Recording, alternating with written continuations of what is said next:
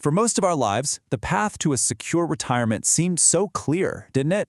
You work hard, you build a portfolio of assets, a nice home, some solid investments, all the tangible signs that you've made it. But what if that entire blueprint is fundamentally flawed? What if the very things you've been told will secure your future are actually the greatest threat to it? There's a hidden truth buried in the math of retirement, and once you see it, well, it will change everything you thought you knew about what it means to be wealthy. And I want you to really think about that question, because it's not some hypothetical exercise. For millions of people right now, the sheer weight of their possessions is a silent, constant drain on their freedom. It's a reality that's almost completely invisible, right up until the day they realize they can't actually afford the life they've spent decades building. And the key to escaping that trap? It's not about earning more money. No, it's a fundamental shift in perspective. It's about completely reevaluating what it means to truly be wealthy. And that quote from Warren Buffett, that really gets to the heart of what we're going to investigate today. True wealth, it's not about accumulating more stuff. It's about engineering more freedom. The freedom from financial stress, the freedom to actually live your life without being anchored down by the very things you thought were supposed to set you free. So let's begin with the biggest, and maybe the most emotionally charged asset of them. All right, Section 1, the house. Is it an asset or a liability? We all know the family home is so much more than just a number on a spreadsheet, right? It's a vault of memories. It's where life happened. But in the cold, dispassionate calculus of retirement finance, it often becomes the single largest drain on your resources. Once the kids are grown and gone, what you're really left with are a lot of empty rooms and costs that just keep mounting. So take a look at this number, over $30,000. For a large family home, that can easily be the annual cost just for that house to exist. We're talking property taxes, insurance, utilities, all the constant maintenance. It's a relentless financial leak, just silently siphoning tens of thousands of dollars out of a retirement budget year after year after year. But there's an alternative, and it's what you might call a strategic retreat. Downsizing. Let's just use some round numbers. Say you sell a $500,000 home and move into a perfectly nice, smaller one for $300,000. Right there, you've immediately unlocked $200,000 in capital. And you have to understand, this isn't just a number on a balance sheet. This is dormant financial power, suddenly brought back to life. And then you put that unlocked capital to work. Using a very conservative 4% withdrawal rate on that $200,000, that generates an extra $8,000 in income every year. Now you combine that with, let's say, $15,000 in saved expenses from the smaller home, and the net effect on your cash flow is a staggering $20,000 improvement every single year. But here's the thing, the house is only the first liability hiding in plain sight. You see, this exact same logic applies to all sorts of other lifestyle assets.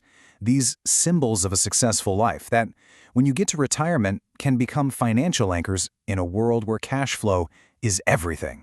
Let's think about the extra cars in the driveway. With no daily commute to work, the need for multiple vehicles just vanishes, but they stick around. They might be paid off, but believe me, they are never free. Each one demands insurance, registration, maintenance, all while its value is constantly eroding and the capital it represents just sits there, completely idle. Now the vacation home, that presents an even starker dilemma. The emotional pull is so strong, I get it, but the financial reality, it's often brutal. As an owner, you're paying year-round taxes and maintenance for a property you might only use for a few weeks a year. But look at the alternative, renting. You get total flexibility to go wherever you want, zero ownership costs, a massive, illiquid asset gets converted into a liquid, income-producing one. The math is undeniable. Okay, the next liability is much more subtle, but it's just as dangerous. This one lives inside your investment portfolio, and it disguises itself as loyalty. I'm talking about the emotional attachment to a single stock, often the one from your former employer. When you look at a portfolio where 40% of its entire value is tied to the fate of just one company, that's not an investment strategy. Let's be clear. It's a high-stakes gamble, and history is just littered with the consequences of this, from Enron to Lehman Brothers. Loyalty is an admirable quality in a person, but it cannot be the foundation of your financial security. The antidote here is deliberate, systematic diversification. Spreading your investments across multiple broad market index funds, it dramatically reduces your risk. It insulates you as a retiree from the collapse of any single company. This provides a stable, reliable foundation for generating income. And that is the objective. Now, I know these concepts can feel a bit abstract, so let's ground this in a real-world case study. I want you to meet a couple in their early 60s. On paper, they were millionaires, but in their day-to-day reality, they were cash poor. They were literally unable to retire because their entire net worth was locked up in physical things. So they made a decision. They decided to systematically simplify their life. They sold the big house. They sold the extra cars. They sold the vacation condo. The husband sold his business. The results of what we'll call the Great Unlocking were, well, they were staggering.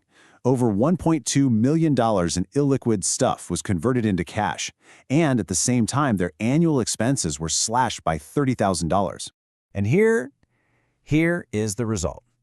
This is the moment everything changed for them. Investing that new capital generated nearly $50,000 in new annual income. When you combine that with the $30,000 they were now saving in reduced expenses, their total financial reality improved by $80,000 a year. This wasn't a miracle. It was a strategy, a conscious choice to prioritize freedom over possessions. So, how do you actually execute a strategy like this?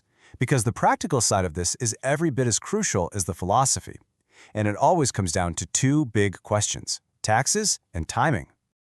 The very thought of paying capital gains tax can cause total paralysis. It stops people in their tracks.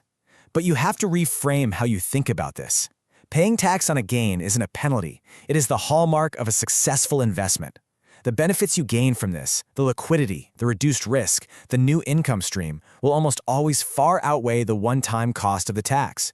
Don't let the tax tail wag the investment dog. Now, the timing of this whole transition is absolutely critical. The process has to begin not after you retire, but 1 to 2 years before, and there's a strategic reason for this. This timeline gives you the breathing room to sell your assets without financial pressure. It allows you to secure the best possible prices, and it ensures that your new, simplified financial engine is already up and running smoothly on day one of your retirement. Ultimately, this entire strategy brings us right back to that first principle we talked about. It's about a fundamental redefinition of what wealth really is in retirement. It's a shift from just looking at net worth on paper to focusing on the cash flow that's actually in your bank account. It's about moving from the burden of ownership to the freedom of access. And this is the end game. The objective is not to be the richest person in the community, but to be the freest. Free to travel, free to pursue hobbies, free to be truly present with your family. It's about the final conversion, turning assets that demand your time and your money into a portfolio that serves you, funding a life that's rich in the things that actually matter. So the final question is one that you have to ask yourself. As you look at your own life, your own balance sheet, what are you holding on to that is actually holding you back? What assets are secretly liabilities, costing you the very freedom you've worked your entire lifetime to achieve? The answer to that question just might be the key to the retirement you actually want.